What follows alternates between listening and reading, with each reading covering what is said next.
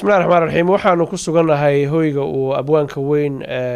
soomaalidu ay sida caanka u taqaano meel kastoo dunida ka joogto uu ka degan yahay magaalada london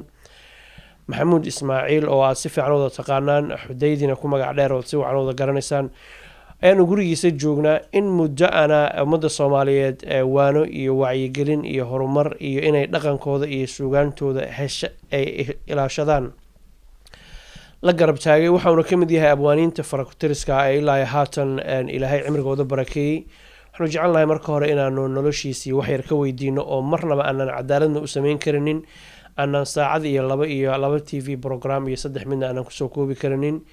dabadeedna barnaamijka qaybihiisa kale waxaad ku daawan doontaan haddii ilahay yidhaahdo wacyigelin aanu waayahanba wadnay aanu jecelnahay abwaankunu nagala qayb qaato waxaa sharaf iyo karaamo ay ah shakhsi ahaan aniga iyo asxaabtaydaba inaan gurigaaga nagu soo marti qaadid nana soo dhaweysid marka hore kusoo dhawow t v-ga universal bismillaahi raxmaan raxiim qodatan waxaan u soo dhaweeyey waxdadnimada ku saabsan oo aada iyo aada u weyn bay wadaan inkastoo aanan anigu cidnaba celin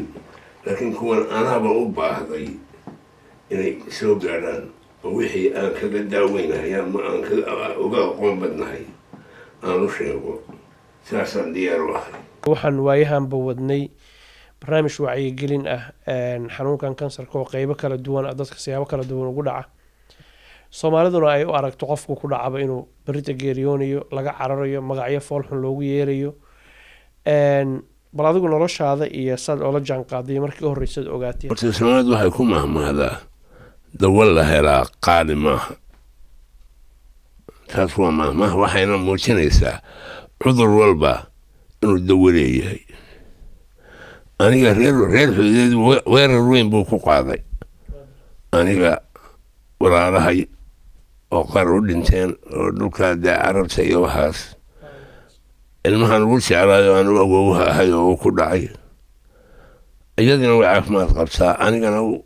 dhakhtarku iyadaaba ila socotay waxaan ku idhi kii iyadaa tiri maculuusiya muxuu yahay waa kii ugu cuslaa buu ku yidhi halkii ugu xumaydna waygaga dhaco dalqada waygaga dhacay anigu waan quustay laakiin iyadan maa weelinayo laha waxaa maahee cagta dhig waan iska soo noqonayaa marka halkiibuu ugu dhaadhacay uu ii sheego wuxuu yidhi haddaanan imika ka gaadhin meel xun buu ku yaallaa laakiin haddaanan halkaa xun ugu tegin waa sheekadaasi rajo yeelan mayso halkiibuu ugu tegay wuu soo jaray aada iyo aad baan uga caafimaaday inanta yaraan u awowgaahay maskaxduu kaga dhacay meel ka xumina ma jirto waa tan imka ordaysaa marka dhakhtarka weyn saaxiib baanu noqono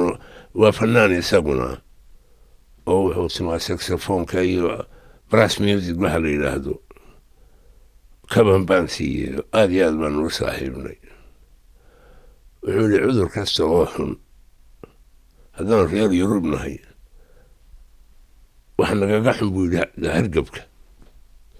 waayo waanu daweyno wuu soo noqdaa laakiin cudurradana la sheegaya laga baqayaa waxaaban kuleeyahay buu yidhi hargabka annaga nagaga xun waxaa ka mid a adiga meeshuu kaaga dhacay iyo inuu ahaa ka ugu xun marka laakiin intaan cilmiga lahayn oo dhammi waxay moodaya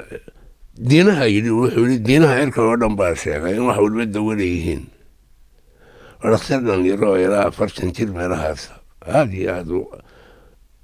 maskaxdiisu u degan tahay marka horta jawaabtii cudurkan dawaanigan anaa jawaabtii ah waanigan kuu sheekeynaya waana caafimaad qabaa in weligay igu dhacayna ma moodo inantayduna waa ororada watana waxiimaysa mar qudhaa indhuhu dam yidhaahdeen timuhuna ku mudheen haddana iminka de halkan ay ugu timaadaa iskuulkeeda ay tagtaayo inkastoo juuc yaryahayo ilmaha mar hadday jugii ku dhacdo laakiin haddaa geedkaas waxaan qabaa in ilaahay ka baabi'iyey markaas soomaalidu say wadka u aaminsan tahay ha u aaminto cudur kasta oo aan nabar kala gooyo lahayn inuu dawo leeyahay kansarka dhakhtarkaasi wuxuu igu yidhi hargowbkaa ka xun xagga iyaga buu yidhi marka haddii aan eegno markii u horreysay dhakhtarku uu kuu sheegay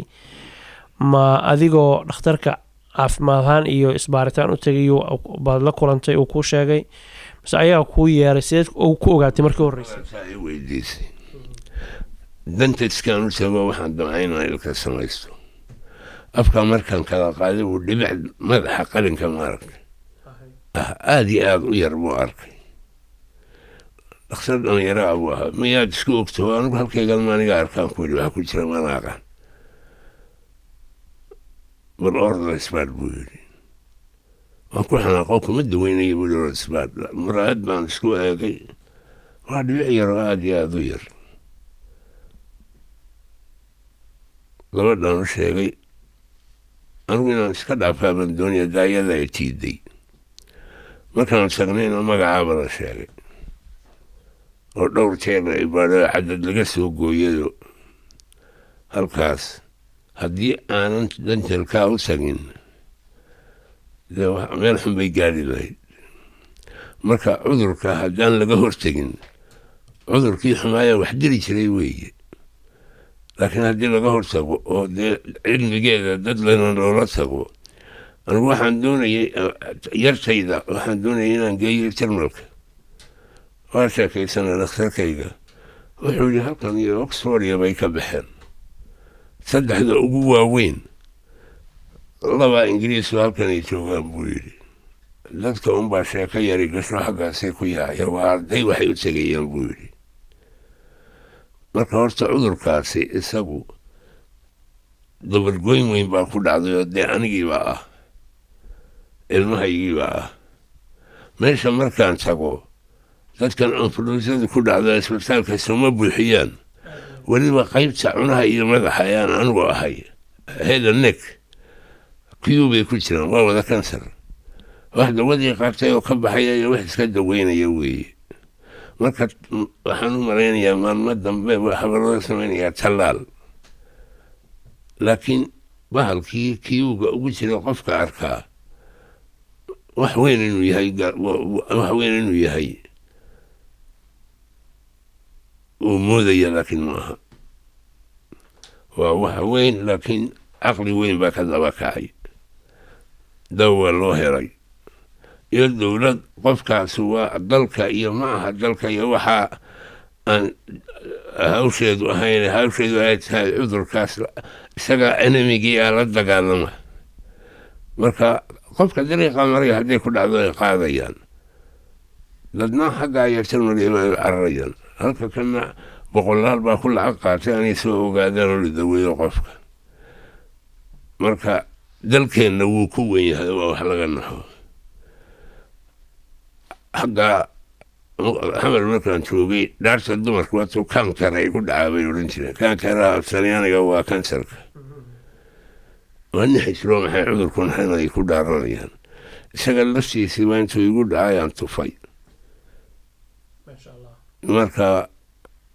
cudurkaasi wuxuu iga qabaa 3 qof oo reerkayga ah inantayda oo nool aniga oo nool 3daana cilmi yaraan baa dishay oo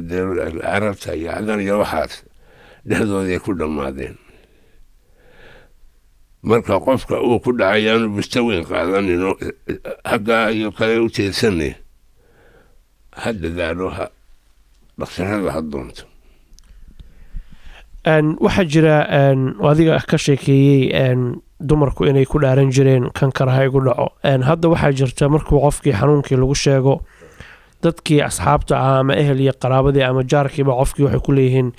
kansar lagama kaco ee allaha kuu fudeeya taasoo qofkii markaas niyad jab ku ridaysa ama mararka qaarkood inuusan daawo doonanin cabsi uu ka baqayo dadka ku dhalinaysa maxaa dadkaa ku oran lahayd ka dhameeyo aniga haddaanay inantaasi jirin aan dhalay qudhiisa weyn buu igu ahaa laakiin dee nin weynoo awalba maxaa ku hadhay waan sida iska sugma saacadaada iyadaa jiiday oo dhakhtarkay geysay oo ana markaasaan ku dadaalay ayadaa inaan waxaasoo dhan ilowsiiyo ilahay waxaan waxba maaha oo saacaddii la isuuxinayay dhakhtarku khatar wuxuu ku sheegay kan waan hubaa buu yidhi inaan kaa dhammeeyo laakiin suuxdinta waad weyn tahay sidaad uga soo noqon doonto ma hubo adigu shaqadaada qabsaan idhi saacad dabadeedna iyadaa ay dul joogtay sawirro badan baan kala soo hadhay oo bahalka telefoonka ah saacaddii la isuuxinayay saacaddii la yaqanayay iyo wax walba waaba shalaytuu iga xumaaday waa idin tusi lahaa ayadaba qaar bay haysaa baan malaynayaa marka cudurkan waxaan dadweynaha leeyahay cudurkan cuduradoo dhan buu la mid yahay cudurrada fudud ee laga kici karo oo aan quusta lahayn waxaynu odhan jirnay qaaxada faras baa lagaga baxsadaa halkeedii waa loogu yimi waa la dhameeyey furuq waa la daweeyey jadeeco waa la dhaweeyey dhiigkar waa cudur la sheego magaciisa waxa iminka kan kale xunee xagga kan ka bilaabma dadnimada hoose ee masalan sida aydiska iyo qudhiisa way bilaabeen iminka dacallay hayaan marka qofku hadduu bukoodo horta ha ogaado inuu kolayba dhimanayo laakiin marka uu bukoodo iyo u bukoonin way kuu dhammaatay gidaartiisu halkaa wadkaagu ha kuugu yimaado waa inuu ka hortago qofku waa inuu ka hortago waa inuu aamino inuu ilaahay ka daweynayo ama dadkiisa u sakhirayo laakiin hadduu qofku seexdo beeladhan baa cudur yaroo xumiyintuu ku dhaco ooda loo rogaa haddii dhakhtarkooda keliya dabadda ka yimaada u helana kici lahaa ayaguna aan qaylinayn dawaniga kule qaaxada waxay dhahdaan faras baa lagaga baxsadaa carabtina kuwa waxba ma kala weyn waxay u bixiyeen marada saalixiin waxa weeye dadka saalixiinta ilaahay xagga aakhiro ka rabo wuu ku dhacaa aan ifka shuqul ku lahayn waa lagu maslaxayaa yani waxa layahaa xabaalku leekaysiin isdhiibkii laga yimi oo cilmi baa yimi waa la dhiiraday aadna waa looga kacay su-aashaad weydiisayna waa taan kuliyo jawaabtu waa aniga iyo inantayda soomaalida waxaan leeyahay dawa la helaa qaali mahada idinkaa laydinka maqlay sarifkeediina maanta waa joogaa cudur kastoo idinku dhaca ha quusanina ee dhaqaaqa waa ka kacaysaanay cudur kasta oo ku dhaca qofku haddii uu doonto tabiib yididiiluu leeyahay laakiin hadduu sii seexdo halkiisay ugu dhammaanaysaa wabilaahi towfiiq